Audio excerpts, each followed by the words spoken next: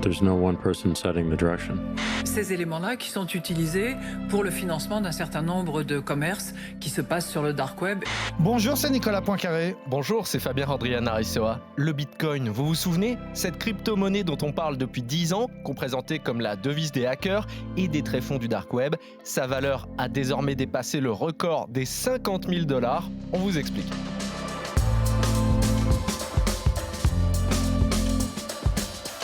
Soyons honnêtes, oui, si vous aviez acheté ne serait-ce que 10 bitcoins au début des années 2010, vous seriez riche aujourd'hui. Et oui, à l'époque, sa valeur était de moins d'1 centime. Mais attendez un peu avant de vous autoflageller, qui aurait pu prédire l'incroyable destin du bitcoin à l'époque? 3 bonnes raisons d'écouter ce podcast avec Nicolas. Eh bien, c'est l'histoire d'une monnaie qui n'existe pas et qui vaut donc aujourd'hui plus cher que l'or. On va vous raconter comment ça marche, qui la contrôle, qui la fabrique, et puis l'histoire surtout du mystérieux soi-disant japonais qui a inventé le bitcoin. Et puis on va vous raconter l'histoire de ceux qui ont perdu beaucoup d'argent en oubliant leur code. Expliquez-nous le monde. Un podcast RMC. Nicolas Poincaré. Fabien Andriana-Risoa. On va prendre l'histoire depuis le début avec l'acte de naissance du Bitcoin. Il y a toute une histoire un peu mystérieuse sur qui l'a inventé, cette crypto-monnaie. Alors, c'est un homme qui s'appelle Satoshi Nakamoto, en tout cas c'est son pseudonyme. Le 31 octobre 2008, il a lancé l'idée. On était en pleine crise financière, le monde de la finance était en train de s'écrouler. Et lui, un peu par réaction politique, par rébellion, il a dit « ce système est pourri, on va en inventer un nouveau. On va inventer une monnaie virtuelle qui sera uniquement sur Internet et qui s'appellera le Bitcoin ». Il lance l'idée le 31 octobre 2008 et le 9 janvier 2009, le temps de mettre tout ça en place, les protocoles informatiques, il fait le premier échange. Il échange un petit bitcoin entre lui et un ami et ça lance la machine. À l'époque, ce premier bitcoin était valorisé à 1/100 de centime de dollar, autrement dit, rien du tout. Et voilà, l'aventure était partie.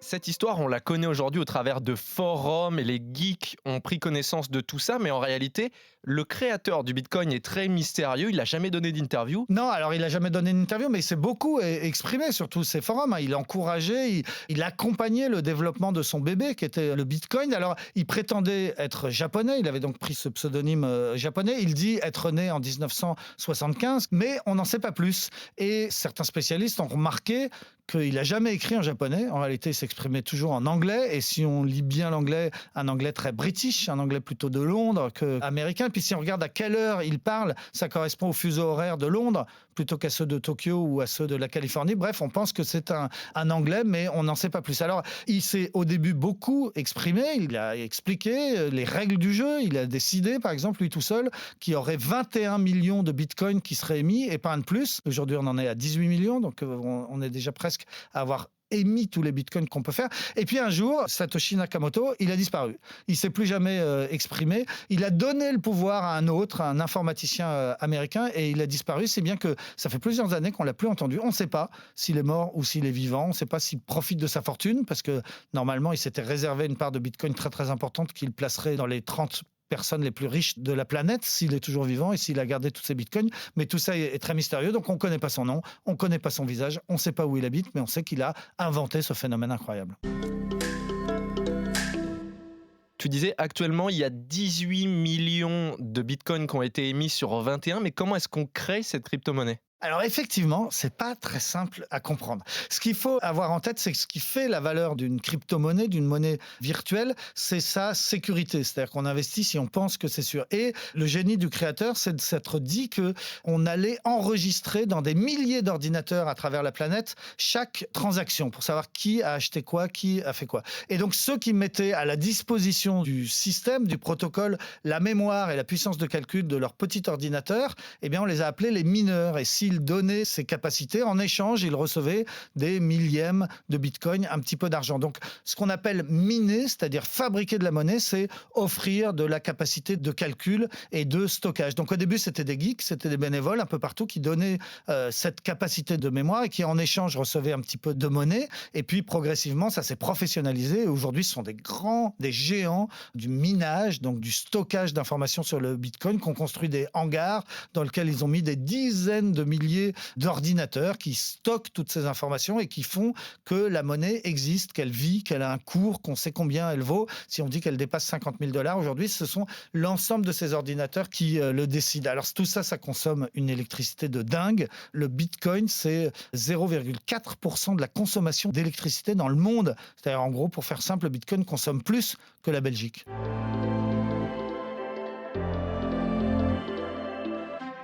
Le Bitcoin des origines, c'était vraiment une affaire de geeks qui circulait de forum en forum, mais ça a pris de l'ampleur quand des grandes personnalités d'Internet s'y sont intéressées. C'est le cas de Jack Dorsey, le patron de Twitter, qui a investi 600 millions dans un fonds d'investissement avec Jay-Z, le rappeur, pour en faire tout simplement la monnaie d'Internet. Et lui, ce qu'il aime dans tout ça, c'est que justement, il n'y a pas d'entité pour réguler le Bitcoin. Je pense que ce qu'il y a de plus beau dans tout ça, c'est qu'il n'y a pas une personne qui impose la direction. Et à l'inverse, il n'y a pas une personne en face qui est en mesure de l'arrêter. C'est quelque chose qui se fait de manière assez naturelle et organique, c'est de la poésie. Si le cours vient de dépasser les 50 000 $, c'est que Jack Dorsey n'est pas tout seul. Il y a d'autres influenceurs comme ça qui mettent leur notoriété au service du Bitcoin, et c'est le cas d'Elon Musk avec Tesla. Elon Musk, effectivement, il y croit beaucoup. Alors, la semaine dernière, il a fait un truc incroyable. Il a changé son profil sur Twitter. Jusqu'à là, il avait écrit Elon Musk, Tesla, SpaceX. Il a viré Tesla, SpaceX et il a juste écrit Bitcoin.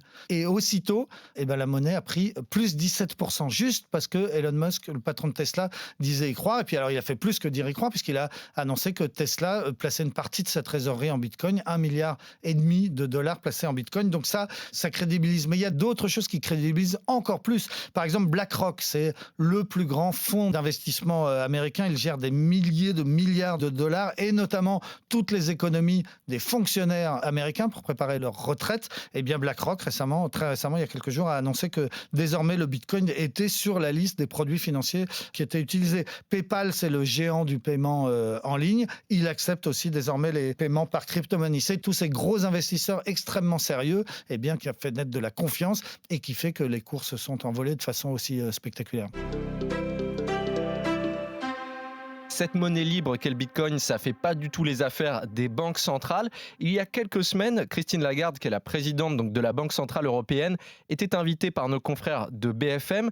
Elle expliquait aux consommateurs qu'il fallait faire très attention avant d'investir dans cette monnaie. S'ils achètent un bitcoin ou autre élément de la même famille, c'est un actif spéculatif. Il faut qu'ils sachent qu'ils prennent un risque de spéculation majeure et de variation considérable de la valeur de l'actif en question. Sans compter que c'est en général ces éléments-là qui sont utilisés pour le financement d'un certain nombre de commerces qui se passent sur le dark web et sur lesquels, franchement, je ne pense pas que ni vous, ni moi ne serions particulièrement contents que nos enfants s'y amusent.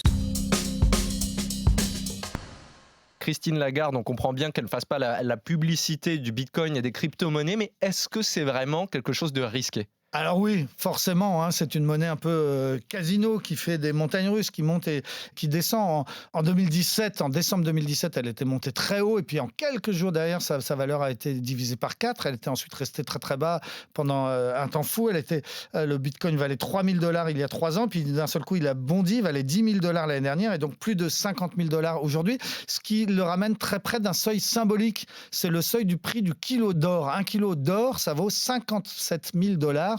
Et on y est presque, et c'est quand même assez symbolique de se dire que cette valeur refuge absolue depuis toujours qu'est l'or, 1 kilo ne vaut pas beaucoup plus que cette petite monnaie qui n'existe pas. Alors, donc c'est risqué parce que ça monte et que ça descend et qu'un jour on pense que cette bulle peut exploser. Donc investir aujourd'hui, c'est prendre le risque de perdre beaucoup. Mais il y a une différence parce que toutes les actions sont dangereuses. Jouer en bourse, c'est dangereux. Mais là, il y a une différence, c'est qu'en plus, c'est virtuel avec toutes les possibilités de hacking et d'arnaque. Il y a beaucoup d'arnaques en ligne. Il y a beaucoup de pubs que nous, les particuliers, on peut recevoir qui disent acheter du Bitcoin.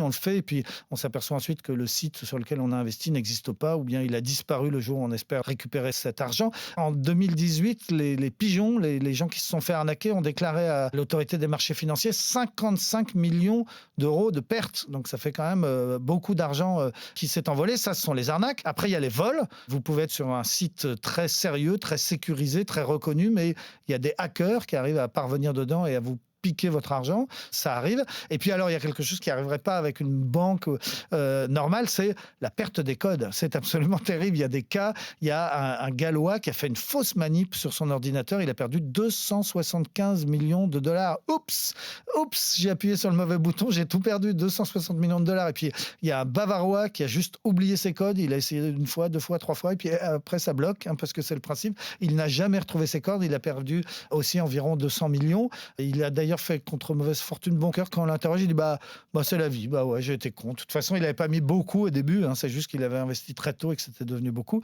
Et puis alors, il y a un autre Allemand qui, lui, s'est fait arrêter parce que c'était tout simplement un voleur, un hacker. Il allait sur les sites et il piquait des bitcoins. Il en avait amassé 1700, ce qui fait quand même une valeur de plus de 60 millions d'euros. Il s'est fait prendre par la police. Il a été condamné à 2 ans de prison ferme. Il est en prison actuellement. Et naturellement, à la confiscation de tout cet argent qu'il avait volé, il y a ces 1700 bitcoins, on lui a confisqué, mais sauf qu'il a refusé de donner ses codes. Et donc la police n'a pas pu lui confisquer. Et donc, quand il sortira de prison, normalement, il devrait pouvoir récupérer son argent. Voilà. C'est quand même une monnaie très, très particulière. Il faut avoir le sens et le goût du risque pour investir en bitcoin. En bourse, on dit beaucoup qu'il ne faut jamais investir de l'argent qu'on ne serait pas capable de perdre. C'est-à-dire qu'il faut accepter l'idée que quand on joue, peut-être on va tout perdre. Donc il ne faut pas s'endetter, par exemple, pour miser. C'est vrai pour la bourse en général, c'est encore plus vrai pour le bitcoin.